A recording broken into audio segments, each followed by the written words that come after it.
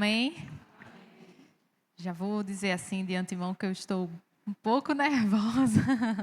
Então, as irmãs relevem assim, sabe? Se eu gaguejar, se eu falar uma coisa assim meio engraçada, né? Que quando a gente está nervoso, assim, às vezes saem umas coisas assim meio engraçadas. Mas vai dar certo, em nome de Jesus. Né?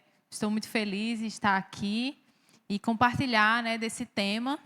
E eu quero pedir para que as irmãs abram novamente a Bíblia em Gênesis capítulo 1. Né? Ana Beatriz, ela já deu a minha introdução aqui. Então, talvez eu repita algumas coisas que ela disse, mas é para ficar bem gravado na memória de vocês, né? Vamos entender assim, que é porque Deus quer que vocês, né, entendam. Gênesis capítulo 1.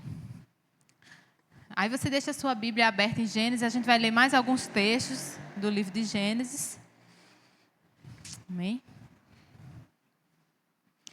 O nosso tema é a crise da feminilidade e seus impactos na família, certo? Então, o que nós pretendemos hoje, né, aprender? O que é a feminilidade, segundo a Bíblia? Qual é a crise que existe, né, hoje em dia? Qual é a crise dessa feminilidade? E qual a solução? Né? Como resolver essa crise? Então, eu espero, né, que a gente saia daqui com esses três pontos bem claros na nossa mente.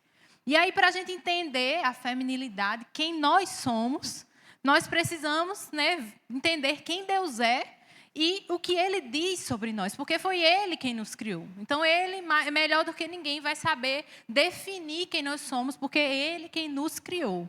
Então, por isso que a gente vai para Gênesis capítulo 1, versículo 26 e 27.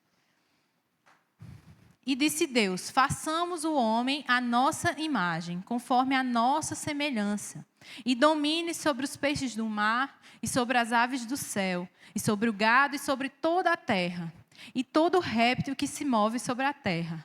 E criou Deus o homem à sua imagem, a imagem de Deus o criou, homem e mulher os criou. Vamos orar mais uma vez? Senhor Deus, nosso Pai, nosso Criador, obrigado, Senhor, pela oportunidade, Senhor, de aprender da Tua palavra, Senhor, e de crescer nos Teus caminhos, ó Deus.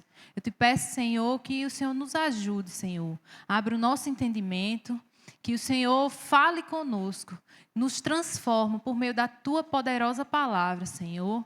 Tem misericórdia de mim, meu Pai, porque eu sei, Senhor, que não sou digna, mas o Senhor, Deus, é o único exaltado, o único que recebe toda a glória, é o Senhor quem faz toda a obra. E nós cremos poderosamente nisso, no nome de Jesus Cristo. Amém. Então, a imagem e semelhança de Deus. Essa é a primeira definição que a gente aprende, né, com esse texto de Gênesis. Quem nós somos, né, enquanto mulheres? A primeira resposta é que nós somos imagem e semelhança de Deus, como Ana Beatriz bem falou aqui. O texto bíblico é bem claro. Homem e mulher foram criados à imagem e semelhança de Deus. Não foi só o ser humano macho, masculino, mas homem e mulher Deus criou. Ambos possuem a marca do caráter de Deus, no seu modo de viver, né? Naquilo que fazemos, nós somos, e aqui tem um ponto importante, nós somos iguais aos homens em dignidade e valor. Diante de Deus, nós temos o mesmo valor e a mesma dignidade do que os homens, porque nós também somos portadoras da imagem de Deus. É isso que o texto fala, é isso que Deus colocou em nós quando Ele nos criou. Deus, Ele não desvaloriza as mulheres como as pessoas, né, querem dizer. E nem também Ele eleva acima. Mas Ele nos trata de igual valor, de igual dignidade. O nosso valor não está naquilo que fazemos ou naquilo que conquistamos. Mas repousa na verdade de que somos imagem e semelhança de Deus. E o que isso significa? Significa que somos parecidos com Deus. Que Ele imprimiu em nós algumas características dEle. Isso é glorioso. Ele é o nosso Pai. E Ele colocou em nós características dEle. a nossa moral, a nossa capacidade de se relacionar, como a irmã falou, né? Nossa capacidade de amar, de criar, do belo, tudo isso Deus colocou em nós como imagem e semelhança de Deus. Ele nos deu capacidade de produzir e também de dominar a terra. Essa função também não foi só para o homem. Ele vai falar no versículo 28, né, que ele lhes disse, frutificai e multiplicai-vos, enchei a terra e sujeitai, dominai sobre o peixe do mar, e sobre as aves do céu e todo animal que se move sobre a terra. Então, a missão, o mandato cultural de dominar a terra também não é somente para o homem, mas é também para a mulher. Nós temos essas características porque somos a imagem de Deus. É isso que nos define. Esse é o primeiro ponto. Nós temos igualdade com os homens em valor e em dignidade. Mas aí vem outra pergunta. Nós somos iguais aos homens em tudo? Né? Será que a gente só difere biologicamente, né? ou fisicamente, mas o resto é tudo igual? E a resposta é não. Por quê? Nós fomos criados de forma diferente dos homens. Nós temos papéis diferentes do que o homem. E aí a gente vai para Gênesis 2, versículo 18, o 21 e o 22. E disse o Senhor Deus, não é bom que o homem esteja só. Far-lhe-ei uma ajudadora idônea para ele.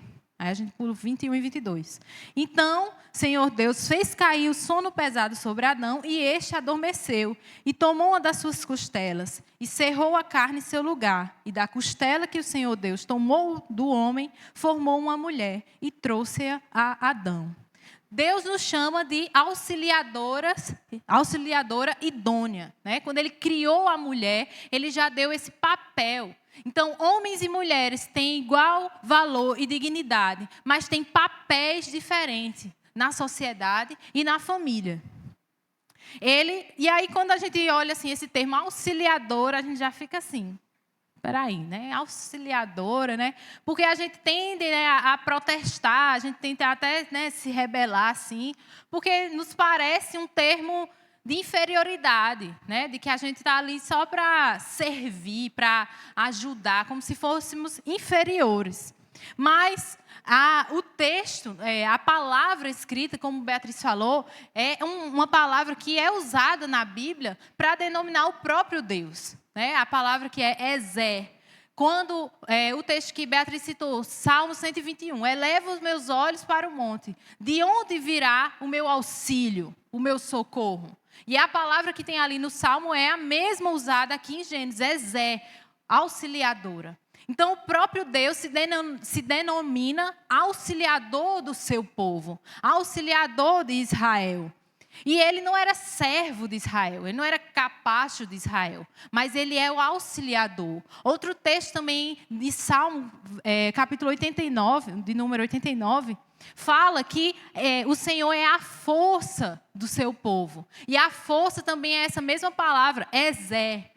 Então, esse termo auxiliadora idônea não é algo que denota a servidão, escravidão, mas é o auxílio necessário que Deus criou para o que glorificasse a Deus e cumprisse o mandato da criação. A mulher foi criada como um auxílio necessário, a força necessária ao homem, para que eles pudessem dominar a terra e glorificar ao Senhor. Então, é assim que nós somos chamadas, para sermos correspondentes ao homem, para complementar, para ajudá-lo a administrar a criação. Foi assim que Deus criou. A nossa sociedade, ela nos leva a atribuir o valor de acordo com o nosso papel, né, com o nosso cargo. Né? A nossa identidade é muito atrelada ao nosso cargo. A gente já vai se apresentar, então a gente diz, meu nome é Hortência, tenho tantos anos. E aí eu falo assim, eu sou, aí diz a profissão, né? Eu sou artesã, no meu caso, né? Quem me conhece sabe que eu sou artesã, quiser me comprar, eu ainda estou meio de licença maternidade, mas pode falar comigo no WhatsApp. Mas, voltando... a gente já tende a colocar a nossa profissão, nosso papel como parte de quem nós somos. né? E a sociedade atribui o valor ao nosso papel. Então, se eu tenho um status, se eu tenho um cargo alto, né, eu tenho mais valor, eu tenho mais dignidade. Mas não é assim com Deus. Como a gente já disse, a nossa dignidade está no fato de que somos imagem de Deus. O Criador colocou em nós a sua marca, as suas características. E isso nos basta. Isso é suficiente para nós. E Ele nos criou como auxiliadores, assim como Ele é auxiliador. E Ele nos criou com esse papel, não com inferioridade, mas para cumprir, para complementar, o mandato cultural do homem.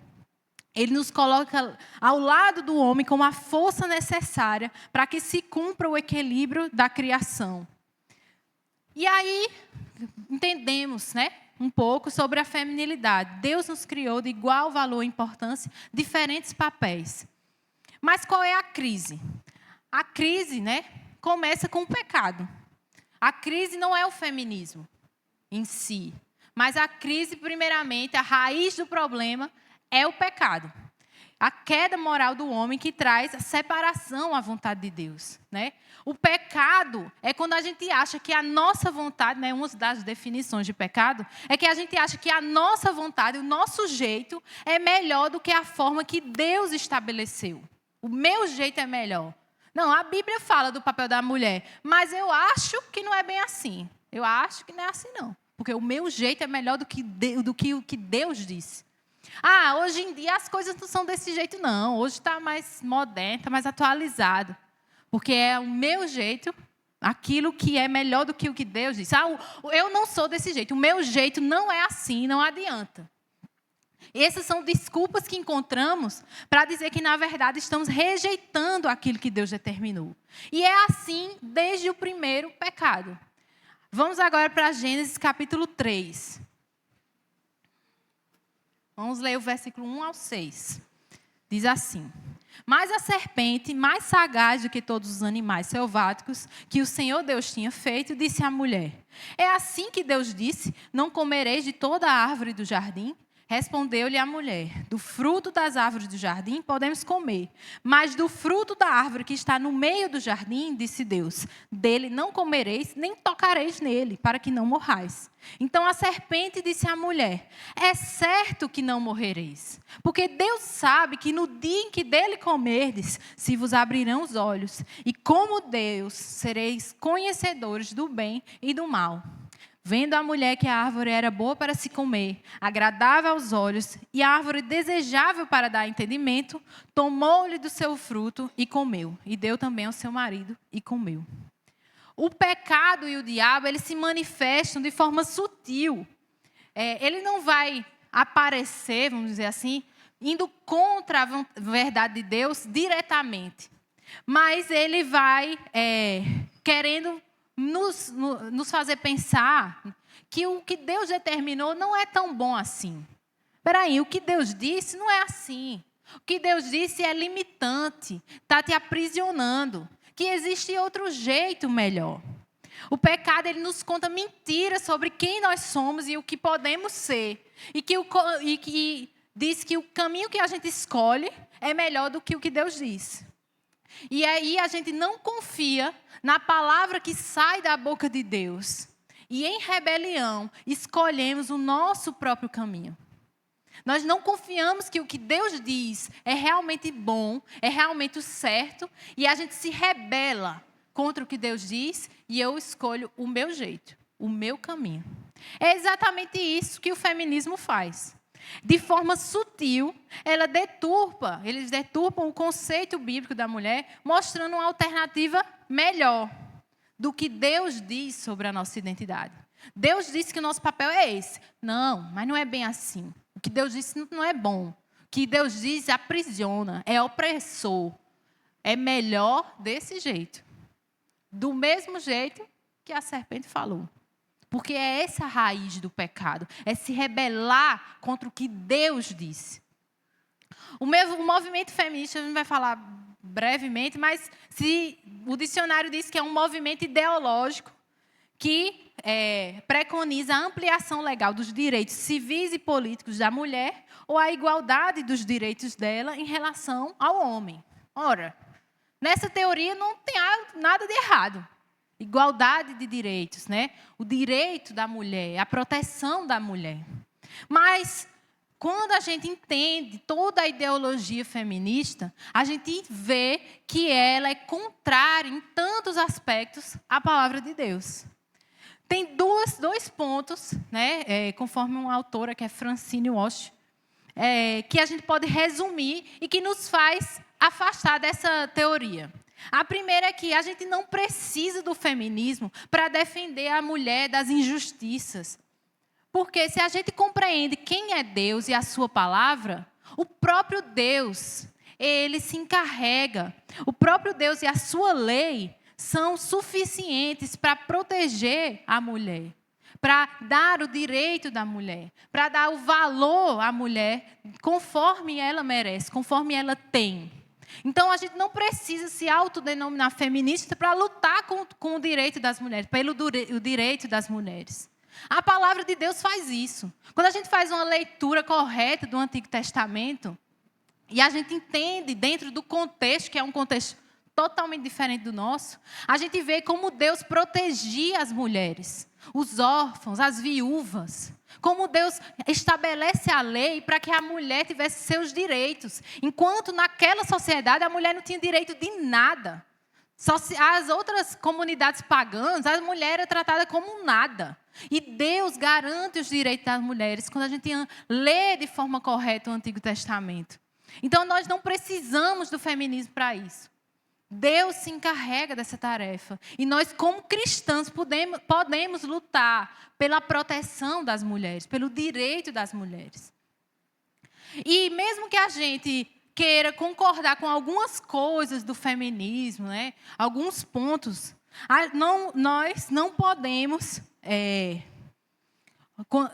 a gente não pode negar que dentro da teoria, da ideologia feminista, existem muitos pontos que se opõem à palavra de Deus.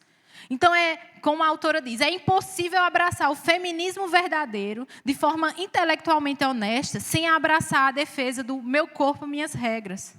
E, em consequência, o aborto. Eu não posso dizer que sou feminista, mas eu sou contra o aborto. O movimento feminista, ele é todo a favor do aborto. A ideologia toda do feminismo está pautada nisso. O meu corpo, as minhas regras. E, por isso, a mulher tem o direito de abortar, de assassinar uma vida inocente. Eu não tenho como abraçar o feminismo e esquecer e não defender o direito das mulheres se identificar como homens. Porque a ideologia feminista traz isso. Não tem como eu dizer, eu sou feminista só em alguns pontos. Ou você é tudo ou você não é nada. E se você for tudo, você está contrário à palavra do Senhor.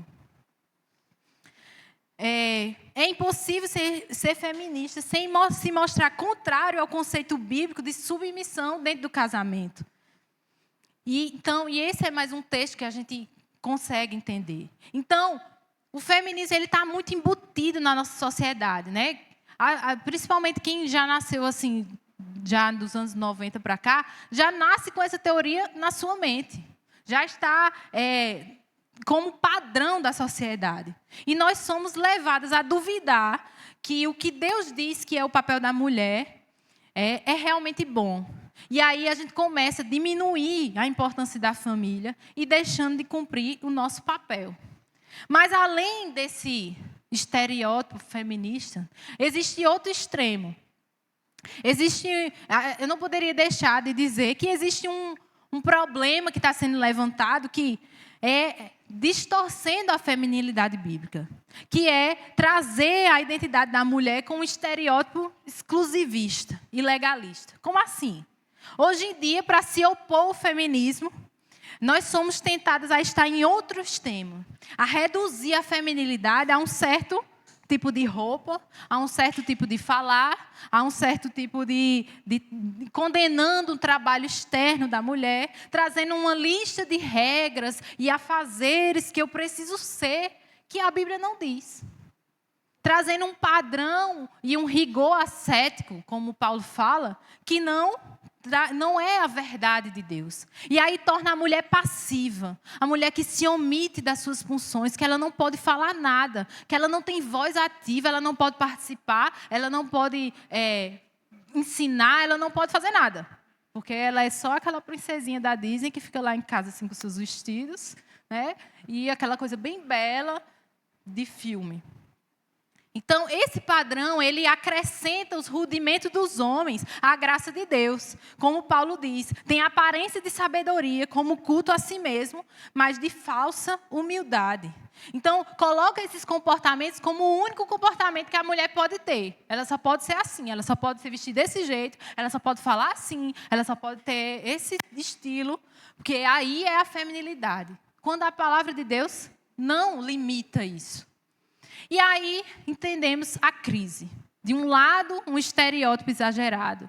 Do outro lado, o feminismo. E como é que isso impacta a família? Primeiro ponto que isso impacta a família. A inversão dos papéis familiares. Que é a tão temida submissão. Submissão, olha, vou dizer a vocês. Eu acredito que você, a maioria, né? Não sei todas. Mas é uma palavrinha que... né? É difícil da gente engolir, né? Quando tem a submissa, a gente fica assim meio, né? Ai, né? Foi muito difícil da gente aceitar essa. Porque o próprio Deus disse que isso é uma consequência da queda. Quando a gente vê em Gênesis 3:16, a consequência da queda é: o teu desejo será para o teu marido e ele te governará. Veja, a autoridade masculina ela não é uma consequência do pecado. A autoridade do homem já estava antes da queda, quando Deus criou Adão primeiro. Ele já era autoridade. Mas a queda trouxe o quê? A desorganização desses papéis. Agora a mulher quer usurpar o papel do homem, ela quer guerrear contra o homem e o homem vai abusar da sua autoridade. Ele vai oprimir a mulher diante da sua autoridade. Isso por causa do pecado. E aí o que é que acontece nas ideologias atuais? A mulher não quer aceitar que na família existe uma autoridade. Existe uma hierarquia de papéis, mas que não define uma hierarquia de importância. O homem ele é autoridade na sua família e a mulher é a sua companheira ajudadora. Mas isso não quer dizer que ele é mais importante do que eu. Que ele tem mais valor do que eu, ou que ele vai me oprimir diante disso. Mas a gente fala disso já já. Mas aí a gente começa a bagunçar esses papéis. A mulher, isso acarreta em quê? Mulheres sobrecarregadas. Mulheres que não respeitam o seu marido, não honram o seu marido. Carregando um peso de responsabilidade sozinha, que não era seu. Mulheres que competem com seus maridos, quase como inimigos, ao invés de andar em harmonia e companheirismo. Mulheres que ensinam aos seus filhos, principalmente filhas, olha, casamento é ruim demais. Não dependa do seu marido para nada, não. Que isso aí, olha, não dá certo, não. Seja independente. A gente sabe que a gente não vai ensinar os nossos filhos a depender realmente de alguém, mas a gente traz isso como se o marido fosse um inimigo da mulher. E isso é a ideologia que entra no nosso mente sem a gente perceber. Outra consequência é a desvalorização da família dos filhos. Né? A família se torna segundo plano, o casamento não é necessário, eu posso viver um prazer sem compromisso. Os filhos são um fardo. É um fardo que a gente tem que, né, tem que ser evitado. Os filhos só dão trabalho. Né? E a desvalorização é tanta que às vezes a gente nem percebe, mas quando a gente vê uma mulher que trabalha em casa, né, dona de casa, a gente diz, não, mas ela só fica em casa. Só fica em casa, né? Como se o trabalho de casa fosse bem pouquinha coisa.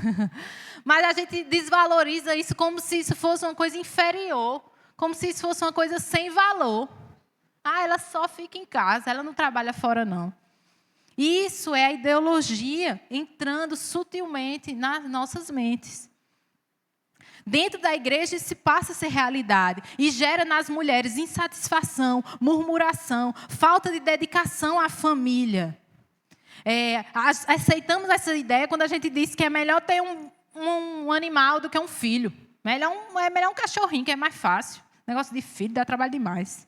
Não deixa a gente dormir. 6 meses sem dormir, meu Jesus Cristo. Só um leve desabafo aqui, mas vamos voltar. De forma sutil, essas ideias entram na nossa mente, como o sussurro da serpente, dizendo que o nosso jeito, ou o jeito do mundo, é melhor do que o padrão do Criador. O egocentrismo também é uma consequência. O meu eu é o primeiro lugar. O importante é eu ser feliz, é buscar o meu prazer. O que dá trabalhar a minha felicidade tem que se jogar fora.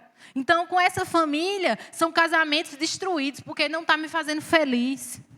Com essa mentalidade, com essa mentalidade, as mulheres buscam estar em primeiro lugar na sua vida e não se dedicam, né, aos seus filhos, aos seus netos, o seu marido, aos seus pais, né, mulheres que estão solteiras na sua casa. Porque o meu primeiro lugar sou eu. Depois o meu pai e minha mãe, deixa eles lá, eles se viram. E quantas vezes nós não deixamos de ter tempo de qualidade com os nossos filhos, porque nós estamos perdendo tempo com rede social, como um escape de dopamina. Ou a gente deixa de lado algum a fazer por preguiça. Reclamamos que a gente não tem uma boa relação com o nosso filho adolescente, mas a gente não tira um tempo para conversar com ele, porque eu estou muito ocupada, né, pensando em mim mesmo. Reclamamos que o casamento está frio, mas porque eu não tiro um tempo para cultivar o amor dentro de um casamento, porque eu estou muito ocupada pensando em mim mesmo.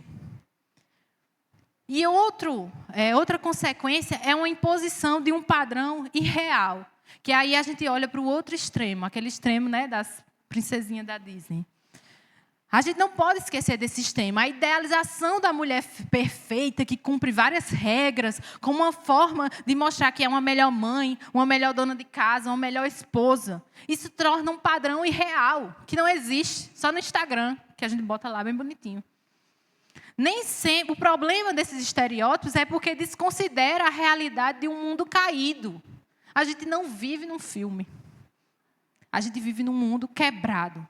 Que as mulheres nem sempre conseguem ficar em casa trabalhando, ou cuidando somente da família. Elas precisam trabalhar. E glória a Deus, porque a gente precisa de mulher no mercado de trabalho.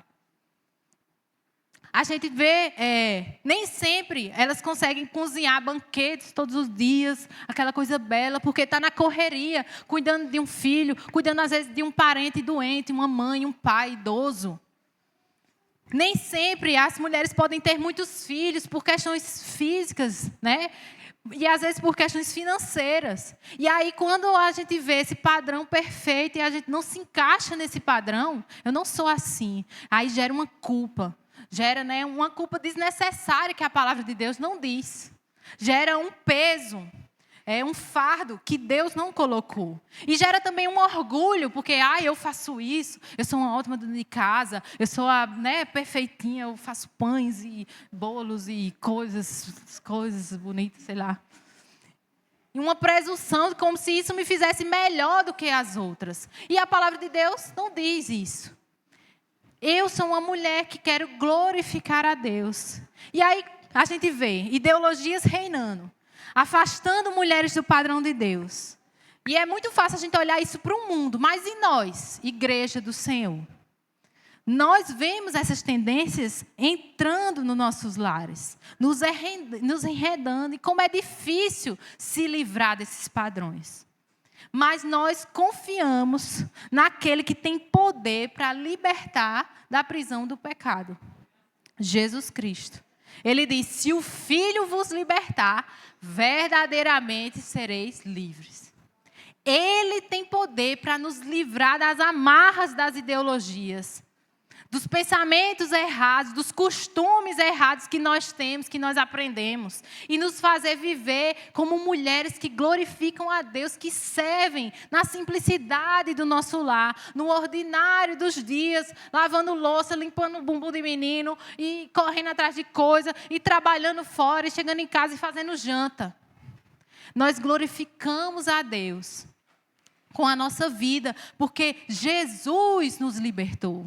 Porque Jesus tira a amarra do pecado. Porque Ele tem poder para quebrar toda maldição. Ele nos resgatou do domínio das trevas e nos leva para o reino do Filho do seu amor. Ele tira aquilo que nos prende, o amor ao nosso eu, aquele egoísmo que nós tínhamos, de pensar que o meu jeito é o melhor, e a gente começa a aceitar que Deus tem um padrão melhor, que o padrão de Deus é correto, não importa o que o mundo diz, mas o padrão dele é o melhor para nossas vidas. A obra de Jesus, a sua morte, paga o preço do nosso pecado e livra a prisão do nosso eu, para viver para a glória de Deus. E não só a morte, mas a vida de Jesus, em submissão ao Pai, em serviço, em amor sem reservas, nos ensina a viver como Ele. Jesus é igual ao Pai, mas Ele se submeteu, Ele se fez homem e servo, e morreu a morte de cruz por nós. E o seu exemplo, a sua vida de submissão nos ensina, nos humilha e nos diz: eu também preciso ser assim. Eu preciso servir, eu preciso rasgar o meu eu e deixar de lado o meu egoísmo para viver para Ele em tudo que eu faço. Como Paulo diz, não se conformem com o mundo, mas sede transformado pela renovação do vosso entendimento, para que experimenteis qual é a boa, agradável, perfeita vontade de Deus. Experimentando o conhecimento de Jesus, quando a gente conhece Jesus, aprende sobre Ele, somos transformados nesse novo entendimento. Ele não só nos liberta, mas Ele nos transforma naquilo que não conseguimos fazer. Para nós é difícil se livrar das amarras do pecado. É difícil, muitas vezes, se submeter à autoridade. É difícil ter paciência. É difícil glorificar a Deus nas lutas do dia a dia. Eu não consigo, Senhor, mas não sou eu. É Ele quem opera em mim. É Ele que me transforma de glória em glória. Nós saímos do padrão, do molde desse mundo e experimentamos a boa, perfeita, agradável vontade de Deus. Não é o padrão desse mundo, mas é a boa, perfeita e agradável vontade de Deus. E nós cremos nisso. O padrão de Deus é o melhor. E para a gente finalizar, só 2 aplicações. A primeira é: conheça a Deus. Nesse livro que eu usei também aqui nos estudos, que é Elas, a Imagem dEle. Ela diz assim, que quando não há teologia, nós abraçamos as ideologias. E a Bíblia diz isso lá em Gálatas, Quando a gente é imaturo no conhecimento, a gente é levado por todo o vento de doutrina. Então, conheça a Deus. Ele se revelou a nós na sua palavra. Conheça quem Ele é e o que Ele diz sobre nós, na nossa família, na nossa casa, sobre quem nós somos. Qual o nosso papel? Confie no que Deus diz, que é a palavra de Deus, que é o melhor, não é o meu jeito, mas é o que Deus fez. E obedeça o que Ele estabeleceu, porque é o nosso dever e é o melhor caminho. Viver a vontade de Deus na palavra é o melhor caminho, é a vontade de Deus para nós. Então nós precisamos, como mulheres, sair do raso do entendimento e se aprofundar no conhecimento de Deus. Deus nos chamou, nos redimiu para conhecer a Ele profundamente. Então, busque a Deus, conheça a Deus, para que a gente seja transformada no nosso lar. E não aceite nenhum tipo de ideologia aí afora. Mas para que a gente viva no nosso lar o que Ele quer que a gente viva. Para que a gente ensine aos nossos filhos, ensine aos nossos netos, em nossos irmãos. Ensine no nosso lar e mostre quem Ele é, o que Ele quer, o plano de Deus para a nossa vida. E a segunda aplicação é: ame e sirva a sua família. Essa é a maior revolução que você pode fazer. Ame e sirva a sua família no seu dia a dia, para a glória de Deus. Não troque o amor de ordem. Não ame primeiro a si mesmo. Nem ame a família em primeiro lugar. Ame a Deus em primeiro lugar. Mas ame a sua família. Ame o seu marido. Respeite ele. Confie na sua autoridade. Né? Se submeta como a igreja se submete a Cristo. Não porque ele merece, né? Mas porque a palavra diz. E uma observação, a submissão não é opressão. Nós não fomos chamados a sofrer violência e abuso. E isso Deus não aceita. Nós não obedecemos incondicionalmente. Nós obedecemos, nós submetemos no Senhor. Essa é a submissão que Deus quer. E a submissão não é passividade. Não é que ele fala tudo e eu fico só calado, não posso dar nenhuma opinião. Não. É companheirismo, é complementariedade. Nós temos voz ativa nas decisões da família. Mas se permita ser guiada pelo seu marido, sabendo que essa é a responsabilidade dele.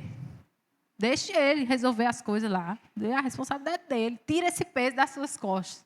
E confie na palavra de Deus. Ame e sirva os seus filhos. Deus diz que os filhos são bênção do Senhor, uma herança do Senhor, uma recompensa que Ele dá. Então ame o seu filho, sirva, né, filhos, netos, como eu disse, sobrinhos, para moças mais jovens. Ame e sirva os seus pais dentro do seu lar. E viva essa palavra de Deus. Viva conforme a glória de Deus, porque Ele nos criou à sua imagem. Embora manchada com o pecado, mas em Cristo nós somos libertos de toda ideologia para viver a boa, perfeita vontade de Deus. Confie que o padrão de Deus é o melhor e a palavra de Deus é o nosso guia. E cresça dia a dia nessa palavra, em serviço e em amor. Amém, irmãs? Espero que tenha ficado claro e que Deus nos abençoe e nos ajude, né? Porque Ele faz a obra em nós. Nos ajuda a cumprir a missão que Ele determinou. Amém?